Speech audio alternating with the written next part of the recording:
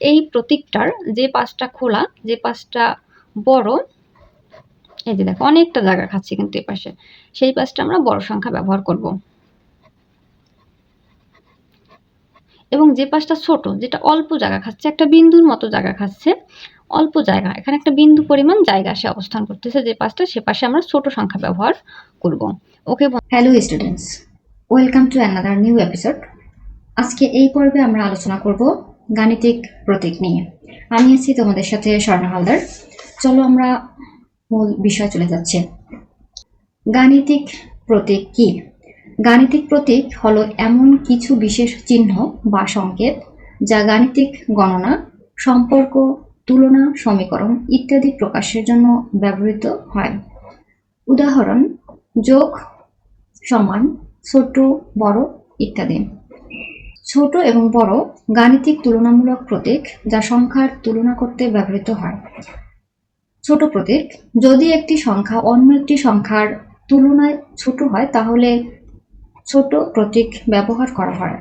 উদাহরণ: 5, ছোট প্রতীক 10, এটাকে ইংরেজিতে লেস দ্যান বলা হয়। 5 হলো 10-এর চেয়ে ছোট।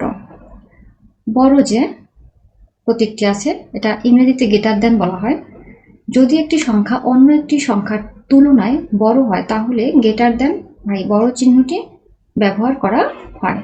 উদাহরণ: 10 গ্রেটার দ্যান 5, 10 হলো 5-এর চেয়ে বড়। হ্যালো বন্ধুরা, আমরা একটু আগেই গাণিতিক তুলনা প্রতীক সম্পর্কে জানলাম।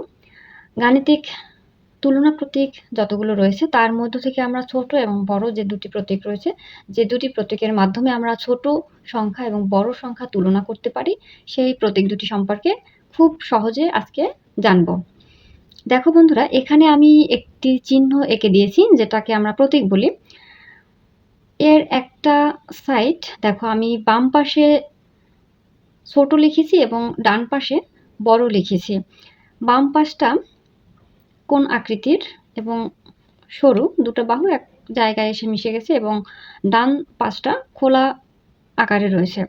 আমরা যদি খুব সহজে এটা বুঝে নেই যে যে সাইডটা সরু সেটা ছোট এবং যে সাইডটা খোলা আকৃতির রয়েছে সেই সাইডটা বড়।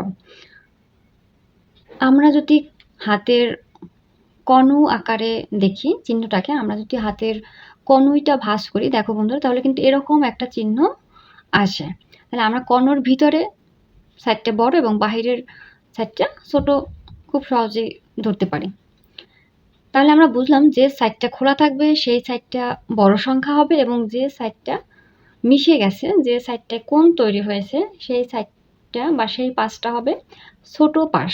তাহলে আমরা যদি এখানে দুটো সংখ্যা পাশাপাশি আমি যদি বসাই, যদি 10 বসাই তোমাদের বোঝানোর জন্য, এবং অন্য পাশে যদি আমি 8 বসালাম, 10 এবং 8 এই দুটি সংখ্যার ভিতর কিন্তু 10 বড়, 8 ছোট। এখন আমি এখানে কিভাবে গাণিতিক তুলনা প্রতীক ব্যবহার করতে পারি? যেহেতু 10 বড়, তাহলে আমরা একটু আগে শিখলাম যে যে পাশে বড় সংখ্যা থাকবে সেই পাশটায় আমি মুখ খোলা সাইডটা ব্যবহার করব। এই যে আমরা চিহ্নটা ব্যবহার করছি দেখো, এইটা যদি আমি মুখ ধরি তাহলে এটা কি খোলা মুখ, হা করা অবস্থায়। ওকে, তাহলে এপাশে আমরা দিতে পারি এভাবে। দেখো, আমরা কোনটা যে কোণ তৈরি হয়েছিল সেটা ছোট পাশ, তাহলে কোনটা ঘুরিয়ে দেবো কার দিকে? 8-এর দিকে। তাহলে বন্ধুরা দেখো, বুঝতে পারলে কিনা? এই যে খোলা সাইডটা আমরা 10-এর দিকে বসিয়েছি, এবং যে কোণ যে তৈরি হয়েছে দুটি রেখা একসাথে হয়ে যে ছোট কোণ তৈরি হয়েছে সেটা 8-এর দিকে। 8 ছোট, সেই জন্য আমি কোণ যে দিকটা ছিল সেই দিকটা 8-এর দিকে দিয়েছি, এবং খোলা মুখটা 10-এর দিকে মুখ করে দিয়েছি। এর মাধ্যমে বুঝতে পারলাম 10 বড়, 8 ছোট। এরপরে যদি আমরা আরো একটা সংখ্যা দিই, তাহলে এখন আমি প্রতীকটা কিভাবে ব্যবহার করতাম? 8 ছোট এবং 10 বড়, তাহলে প্রতীকটা ব্যবহার করতাম 8 যেহেতু ছোট, 8-এর দিকে আমি কোণটা ঘুরিয়ে দিব এবং খোলা মুখটা দিব 10-এর দিকে। খোলা মুখটা আমরা 10-এর দিকে ঘুরিয়ে দিলাম, এবং যে কোণ তৈরি করা মুখটা যে পাশটা সেটা 8-এর পাশে। তাহলে ইজিভাবেই আমরা খুব সহজেই বুঝতে পারলাম যে 8 ছোট এবং 10 বড়। ওকে বন্ধুরা, আমরা তোমাদের বইয়ের মূল সমাধানে চলে যাচ্ছি, যেখানে গাণিতিক প্রতীক ব্যবহার করে ছোট সংখ্যা এবং বড় সংখ্যা চিহ্নিত করতে বলা হয়েছে। আমরা সমাধান করে দিচ্ছি তোমাদের। দেখো বন্ধুরা, 1 নাম্বার অঙ্কে 975 এবং বাম পাশে ছিল 975 এবং ডান পাশে ছিল 957। তাহলে 975 বড় নাকি 957 বড়? বলো তো বন্ধুরা। অবশ্যই 975 সংখ্যাটি বড়। তাহলে আমরা সংখ্যা প্রতীক, গাণিতিক তুলনা প্রতীক ব্যবহার করব এখানে। সেটা কিভাবে ব্যবহার করব? এই যে, যেহেতু বড় সেহেতু খোলা মুখটা আমরা 975 দিকে ঘুরিয়ে দেব। ওকে, দেখো 3 নম্বরে ছিল 17,779 এবং ডান পাশে ছিল 17,879। তাহলে বন্ধুরা 17,779 সংখ্যাটি বড় নাকি 17,879? অবশ্যই 879। 779 থেকে 879 সংখ্যাটি বড়। তাহলে আমরা প্রতীকটা এবারে, যেহেতু 879 বড়, ডান পাশে বড়, সেহেতু আমরা ডান পাশে কি খোলা মুখটা দেব। এই যে, মুখ খোলা পাশ কোথায় দিয়েছি? ডান পাশে ঘুরিয়ে। ওকে ছোট্ট বন্ধুরা, বুঝতে পেরেছি আশা করি। এখন আমরা 4 নম্বরে লক্ষ্য করি। 37,589 এবং ডান পাশে ছিল 38,579। দেখো বন্ধুরা, 37,000 বড় নাকি 38,000 বড়? তাহলে অবশ্যই 38,000 বড়। তাহলে 38,579 সংখ্যাটি যেহেতু বড়, সেহেতু এই দিকে আমরা মুখ খোলা বা খোলা মুখটা বসিয়ে দেব এবং কোণ আকৃতি বা ছোট পাশটা আমরা 37,589 পাশে ঘুরিয়ে দিলাম। এরপরে আমরা 2 নম্বর লক্ষ্য করি।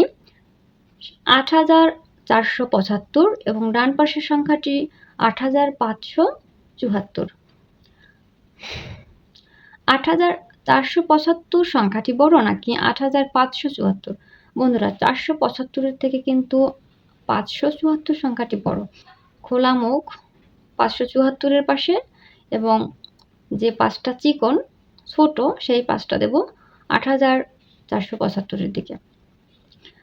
নেক্সট 5 নাম্বার 8,579 এবং ডান পাশে 8,578। কোন সংখ্যাটি বড় বন্ধুরা? অবশ্যই 79।